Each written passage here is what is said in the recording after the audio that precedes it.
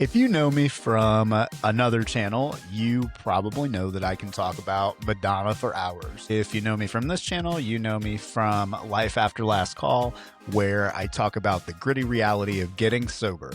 Today, those two worlds are colliding. We're talking about the Confessions era, the tours I barely survived, and how the sober dividend completely changed how I experience the things I love. Let's set the exact scene of where I was when the original Confessions dropped in late 2005. I wasn't just a broke 20-something. I had just been forced to move back to the small town I grew up in. I got a DUI. I had to retreat back home with my tail between my legs. In fact, I think I had just gotten my license back right around the time the original Confessions came out. So my entire existence was a loop of familiar, comfortable chaos. I went right back to the jobs I knew, waiting tables at the local Applebee's and DJing at the local gay bar. I am good at DJing. One of these days, I'm gonna pick that habit back up. I was really good at mixing stuff. A lot of the DJs there complimented me on it. So one of these days, it's just with all the other things that I'm doing right now. But that is beside the facts. My payment for DJing was basically just free drinks. As an and as an active alcoholic, I never turned a single one down. So when the Confessions tour kicked off and became the hottest ticket on the planet in 2006, I was stuck in my hometown, watching it on a screen, bitterly complaining that life was unfair to me. The truth, I was playing the victim. I couldn't afford a ticket because the only real priority was funding my alcohol addiction. Now, eventually, I did get to see her live on later tours. I saw the MDNA tour in Cleveland with my husband. We saw Rebel Heart in Detroit, and we saw Madam X in Chicago. But here's the ugly truth about active addiction. You can be in the room, but you aren't actually there. When I went to the MDNA show, I was so hungover and miserable from the night before that I really couldn't tell you a single thing about that concert other than the opening part where she does Girl Gone Wild, and I thought she looked like Q*bert jumping around on the little rectangular things. If you've seen it, you know exactly what I'm talking about. But that's the only thing I could really tell you about that tour from my original viewing of it. I've since gone back and watched the replays, and I could tell you a lot more about it now. But the actual experience of being there, I was miserable. I was hungover. I was anxious. I do remember something else because Gangbang comes up shortly after Girl Gone Wild in the opening number. And I do remember Madonna has really been obsessed with guns. It goes back her whole career, actually. There's a lot of references to guns in her songs. But during this particular thing, they had like snipers hanging from the ceiling, like coming down and shooting at them. Like, I'm terrified of mass shootings as it is, and I was hungover, so I already had some anxiety. And it was just, I didn't enjoy it. I spent the money. I stood in that arena, and alcohol completely stole that actual memory from me. During that same blurry era, I was also missing out on things far more important than pop diva tours, or the Pop Divas tour. If you look at my right arm, yeah, all right, I love that jacket, and I'm so proud of it that it fits me.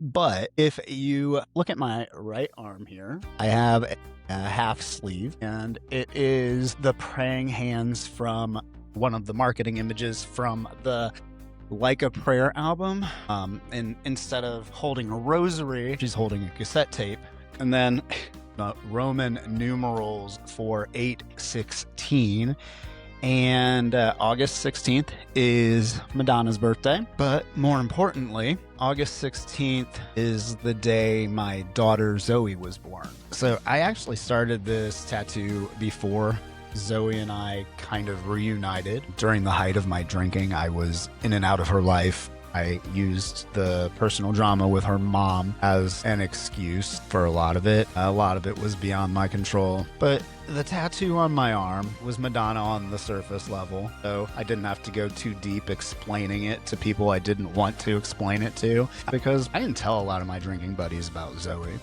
That had become a very painful part of my life that I didn't want to confront. I wanted to keep drinking and numbing it.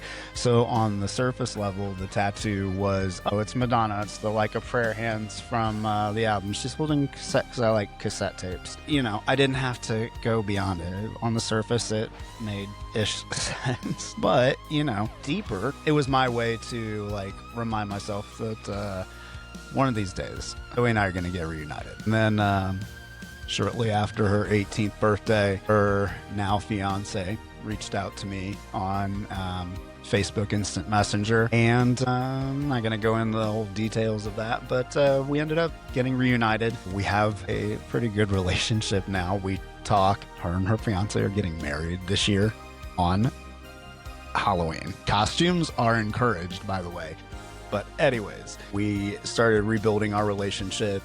That was kind of the beginning of me realizing I had to actually show up for my life. It would be a couple years, though, before I quit drinking. Anyways, the purpose of this video was Madonna. And that was the first 3 tours I saw her. I was drunk. I was hungover. I was miserable at all of them, except the Celebration tour, which my husband Rich and I saw in Detroit. And out of all of the now 4 times that I have seen Madonna on tour, the Celebration tour was the very first one that I attended completely sober. And because I wasn't blowing my money at the bar, paying off DUIs, or working for free alcohol, you know, I mean, I work for money now, not free alcohol, but I was experiencing the ultimate sober dividend. Not only am I fully present and able to remember every single second of the Celebration tour, which, side note, is a good thing because it is the only recent Madonna tour that does not have a video release. Madge, what were you thinking? And I did say, Madge, I know you hate it, but I hate the fact that you didn't release a live package for the Celebration tour. It was an excellent show. And there was actually some stuff like where Bob the drag queen was out there that I couldn't understand what the heck you guys were saying, because it was just so muffled in the venue. And I was really looking forward to that live one so I could just watch it and relive it, you know, because it was like the ultimate payoff for me. And I was actually there on a VIP ticket experience. So like it's a whole full circle moment for me. And fast forward to today, Confessions 2 is coming, and the guy receiving this album is completely unrecognizable from the Applebee's waiter who heard the first one. I've been sober for almost 5 years now. I manage a construction business during the day. I run my own sober business at night.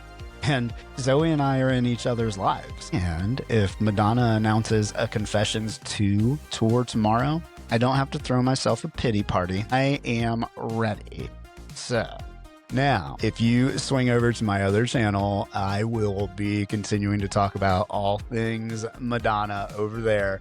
So make sure you are subscribed. If you would like to geek out with me over Madonna, let's do it. Let's celebrate this whole era together over on my personal page. But if you are sitting at home right now, letting alcohol steal your memories and your money, I want you to know it doesn't have to stay that way. You can build a life you actually get to participate in.